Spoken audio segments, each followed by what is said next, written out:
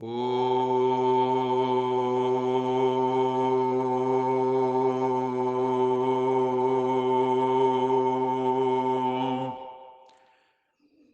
शांति।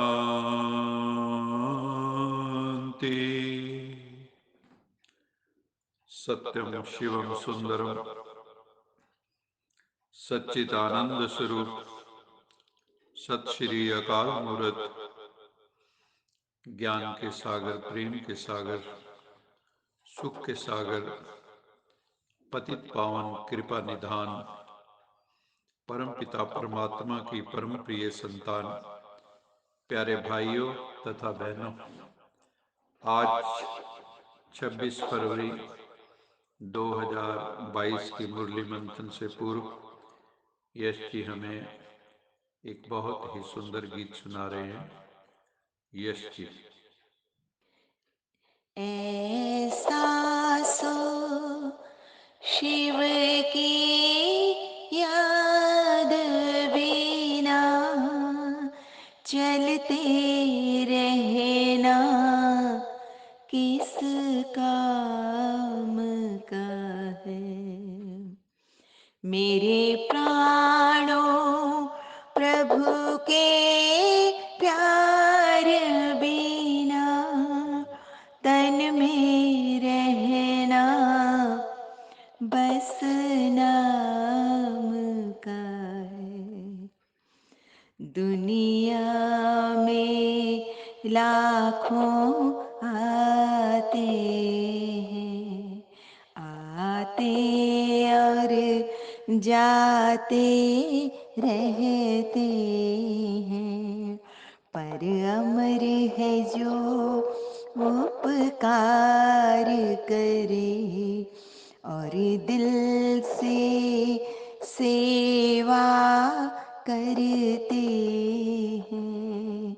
मेरे मन ईश्वर के ध्यान बिना, मेरे मन ईश्वर के ध्यान बिना फिरते रहना किस काम का है। ऐसा सो शिव की याद बिना चलते रहना किस काम का है। मेरे प्राणों प्रभु के प्यार बिना तन में रहना बस नाम का है। जिन्हें ऐसी लगन लग जाए मुबारक हो उन्हें। आज की मुरली का सार है, मीठे बच्चे रोज अमृत वेले ज्ञान और योग की खुशबूदार धूप जगाओ। धूप बत्ती करते हैं ना, तो अगर ज्ञान और योग की धूप बत्ती करेंगे, ज्ञान और योग की अगरबत्ती जलाएंगे, तो बाबा कहते हैं जो भीतर 5 विकार हैं, ये जो भूत हैं 5 विकारों रूपी, ये सब भाग जाएंगे। बचपन में हम देखते थे कि हमारी माता जी घर में गुग्गल का धुआं किया करती थी, और उसमें यही मान्यता होती कि जो भी इविल फोर्सेस या नेगेटिविटी है वो भाग जाती है। तो बाबा ने कहा आपको कौन सी धूप बत्ती करनी है, वो है ज्ञान और योग की। सहज राजयोग और ईश्वरी ज्ञान अगर जीवन में होंगे तो 5 विकारों रूपी भूत भाग जाएंगे। आज की मुरली का प्रश्न है, कौन सी एक भूल अनेकों भूतों को अंदर में प्रवेश कर देती है? कौन सी वो भूल है जिससे हमारे अंदर विकारों का प्रवेश हो जाता है? तो बाबा ने कहा मैं आत्मा हूं, ये बात भूलने से अंदर में अनेक भूत प्रवेश हो जाते हैं, क्योंकि सबसे बड़ा भूत है देह अभिमान, बॉडी कॉन्शियस। और आज की दुनिया में तो बॉडी कॉन्शियसनेस बहुत है। जो पूरी फैशन इंडस्ट्री, पूरा बॉलीवुड, जो भी एड्स हैं, एडवर्टाइजमेंट्स, सब में बॉडी कॉन्शियसनेस साफ नजर आती। और कई जगह बहुत भोंडा प्रदर्शन शरीरों का हो रहा है। तो बाबा कहते हैं यही सबसे बड़ा भूत है, जो फिर वासनाओं को जन्म देता है, विशेष रूप से काम वासना को। तो बाबा कहते हैं देह अभिमान के कारण ही फिर सारे विकार आ जाते हैं। काम आएगा तो काम में विघ्न पड़ने से क्रोध की उत्पत्ति होगी। तो इस तरह से धीरे धीरे सब विकार आ जाते हैं। इसलिए जितना हो सके हमें प्रैक्टिस करनी है सोल कॉन्शियस बनने की। ये बहुत तीव्र पुरुषार्थ करना है। और बाबा ने कहा तुम्हें रहम दिल बनना है, मर्सीफुल बनना है। जिसने तुम्हारा अपकार किया है उसका भी उपकार करना है। जिसने मान लो तुम्हारा बुरा किया है तो उसका भी भला करना है। बुरे का भला कर, गुस्सा तन ना हंडाए। गुस्सा जो है नहीं करना है, अपकारी पर भी उपकार करना है, गिलानी करने वाले को भी गले लगाना है। बाबा ने कहा मैं सुप्रीम सर्जन हूं, मैं वैद्यनाथ हूं। तो जो शिव द्वारा हमें प्रदत्त ज्ञान और योग है, इसका इंजेक्शन परमपिता परमात्मा के पास ही है, जिससे हम संपूर्ण हेल्दी बन जाते हैं। भगवान ऐसा ज्ञान योग का इंजेक्शन लगाता है। यही है वो दो बूंद जिंदगी की, ज्ञान और योग। परमपिता परमात्मा सारी सृष्टि का बीज रूप है। सर्व आत्माओं का कल्याणकारी होने के कारण उन्हें सदा शिव कहा जाता है, सदा कल्याणकारी। कोई परमात्मा को गाली भी दे फिर भी वो कल्याणकारी है, वो कभी अकल्याणकारी होता ही नहीं। हम जीवात्माएं तो कोई हमारा बुरा करे तो हम उसके बारे में बुरा सोचते हैं, लेकिन परमात्मा हमेशा शिव स्वरूप है। शिव संकल्पमस्तु, शिव संकल्प। वो सृष्टि का दुख हरता, सुख करता है। उस द्वारा हम आत्माओं को सुख, शांति, पवित्रता का वर्षा मिलता है। तो अब हमें चेक करना चाहिए अपने भीतर कि उस पिता के साथ हमारा कितना अंतरंग संबंध है, कितना गहरा संबंध है, कितना जिगरी प्यार है परमात्मा से। क्योंकि यह सारा दुनिया में ही प्यार बटा हुआ है। कहते हैं ना, इस दिल के टुकड़े हजार हुए, कोई यहाँ गिरा कोई वहां गिरा। तो हमें देखना है प्रभु पिता के प्रति, शिव पिता के प्रति हमारे हृदय में कितना प्यार है। जितना हमारे दिल से प्यार प्रभु पिता के प्रति होगा, उतना हम बेफिक्र और खुश रहेंगे, चीयरफुल रहेंगे। कोई चिंता नहीं, वरी फ्री, टेंशन फ्री, कोई गम नहीं। अब हर एक अपने दिल से पूछे, क्या हम प्रभु के हो चुके? प्रभु मेरा, मैं प्रभु का। गीत भी है ना, हो गए बाबा के हम, बाबा हमारे हो गए, हो गए बाबा के हम, बाबा हमारे हो गए। मिट गई माया की आंधी, गम सभी जो थे खो गए, हो गए बाबा के हम, बाबा हमारे अगर हम उसके हो जाते हैं, प्रभु पे बलिहार जाते हैं, तो माया की आंधी मिट जाती है और गम सभी जो हैं वो खो जाते हैं।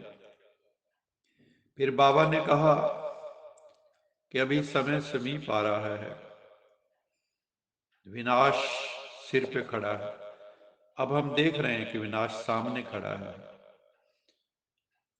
विश्व युद्ध की तैयारियों की तरफ हम बढ़ रहे हैं। तो बाबा कहता है ऐसे वातावरण में बेहद का वैराग्य चाहिए, प्रत्यक्ष रूप में बेहद का वैराग्य, कहीं पर भी राग न हो। फिर बाबा ने बताया कि वैराग्य का अर्थ क्या है। यथार्थ, यथार्थ वैराग्य वृत्ति का अर्थ है सर्व के संबंध संपर्क में जितना न्यारा उतना प्यारा। बहुत सुंदर। जब हम किसी के संपर्क में आते हैं या जो हमारे रिलेशंस हैं, हमने किसी में फंसना नहीं, मोह के धागों में उलझना नहीं, हमें न्यारा होके भी रहना है। और प्रभु का प्यारा, दुनिया से न्यारे प्रभु के प्यारे, सबसे प्यार करो, लेकिन मोह किसी से ना हो। जो न्यारा प्यारा होता है उसकी पहचान क्या है? वो निमित्त होता है, उसमें निमित्त मात्र का भाव। जैसे अर्जुन को कहा कि तू निमित्त बन जा, करण करावनहार तो मैं ही हूं। और वो निर्माण भी हो जाता है, अभिमान रहित, अहंकार रहित, नम्र हो जाता है, full of humility and humbleness. और उसमें मेरेपन का भान नहीं रहता।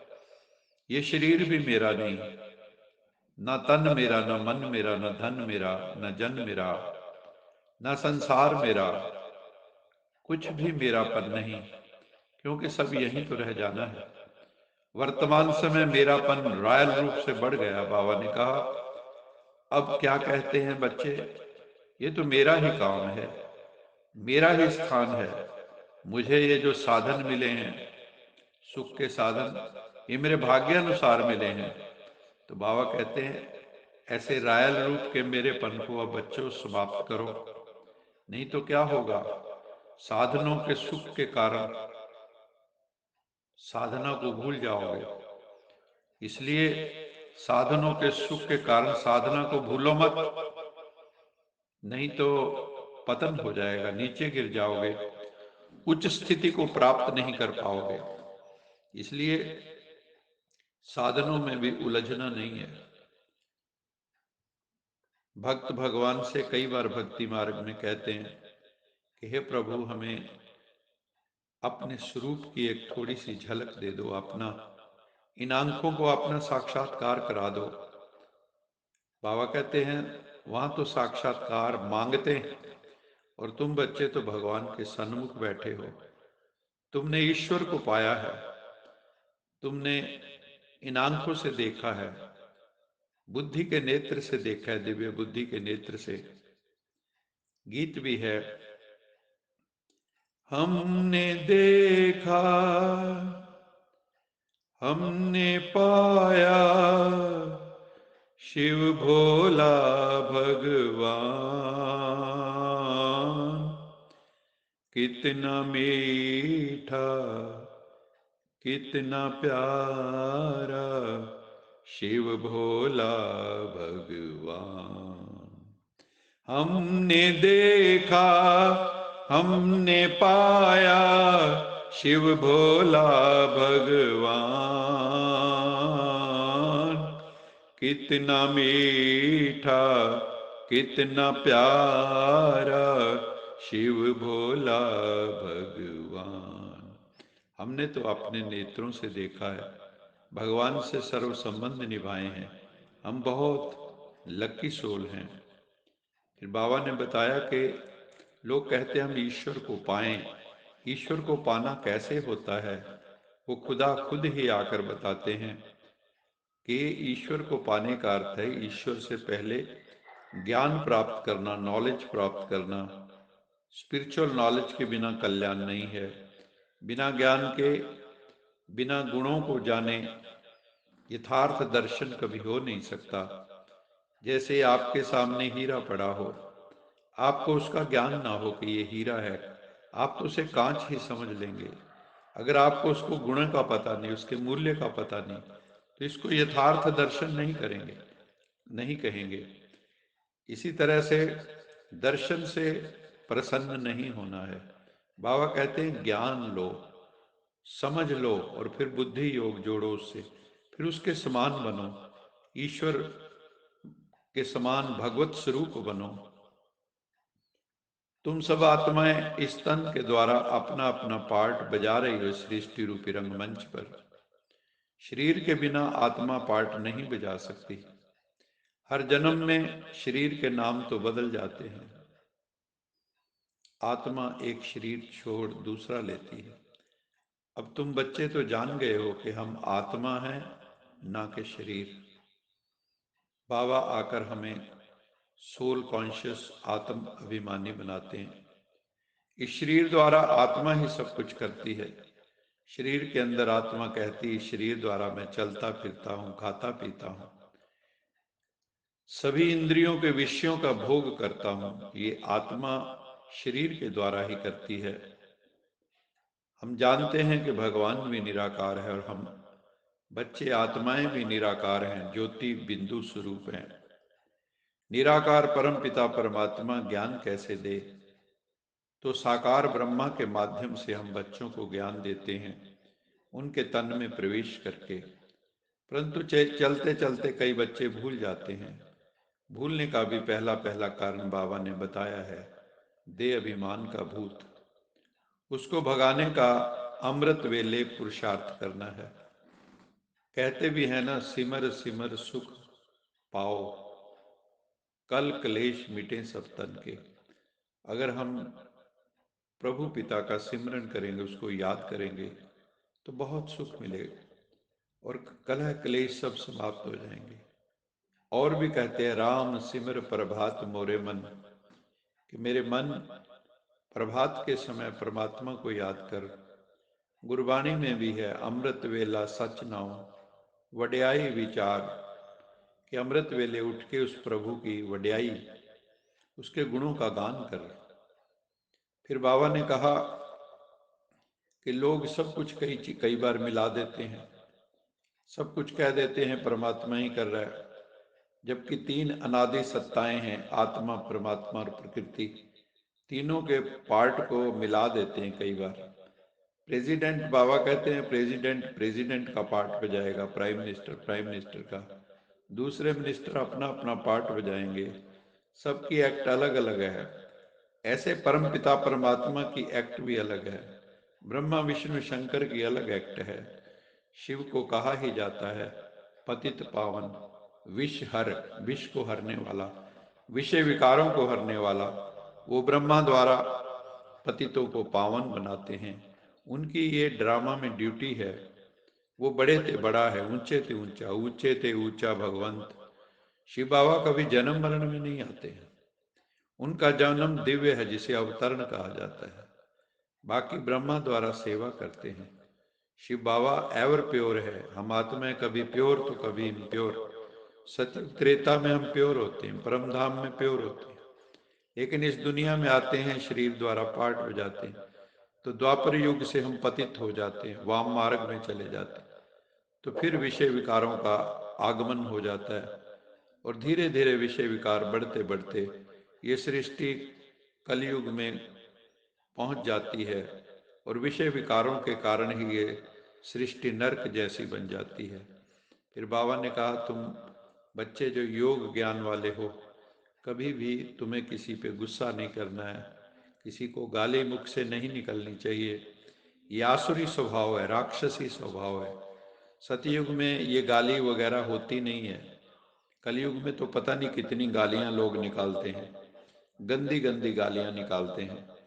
ये सत्य ज्ञान जो परमात्मा देता है, यही सत्यनारायण की कथा है, यही अमरनाथ की कथा है, जिससे हम नर से नारायण बन जाते हैं। आत्मा को अमृत बोध होता है कि मैं अमरनाथ की अमर संतान हूँ, और परम पिता परमात्मा हमें राजयोग द्वारा ये सब अनुभूतियां करा देते हैं। और अगर हम बॉडी कॉन्शियसनेस में रहेंगे तो हम परमपिता परमात्मा को भूल जाएंगे। तो हमें हमेशा परमात्मा को याद करना है और हमारे मुख से हमेशा ज्ञान रतन निकलने चाहिए, मुरली की बातें निकलनी चाहिए। जो भगवान ने हमें ज्ञान दिया है वही हमारे मुख से ज्ञान के रतन निकलने चाहिए। हमारे मुख से पत्थर कभी नहीं निकलने चाहिए। पत्थर बहुत नुकसान कर देते हैं। अगर आप गाली निकालते हैं तो ये पत्थर जैसा ही है। तो हमारा मुख से हमेशा ज्ञान रतन निकलें, प्रेम पूर्वक हम सबको समझाएं, मधुर वचन से समझाएं, अनुभूति से समझाएं, तो हर आत्मा का कल्याण हो जाएगा। आज का स्लोगन है, पर चिंतन के प्रभाव से मुक्त होना है तो शुभ चिंतन करो, शुभ चिंतक बनो।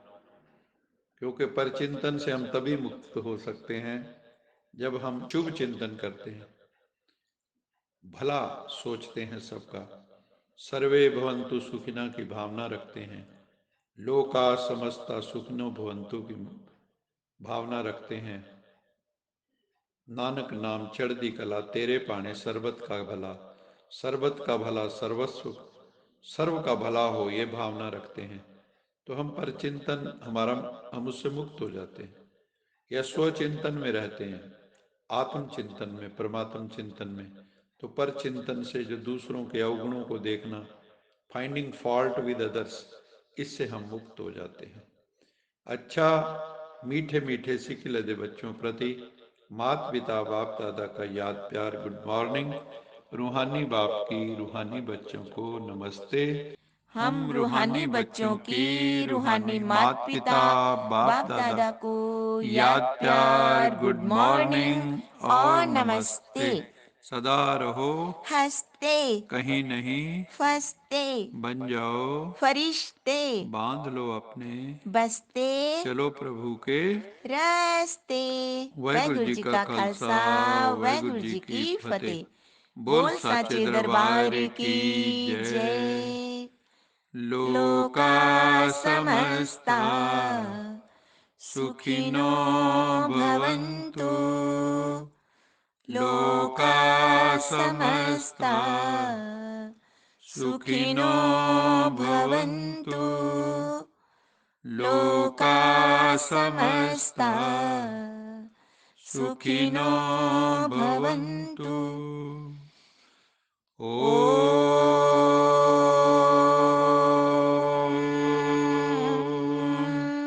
ॐ शांति शान्ति शान्ति शांति शान्ति। शांति।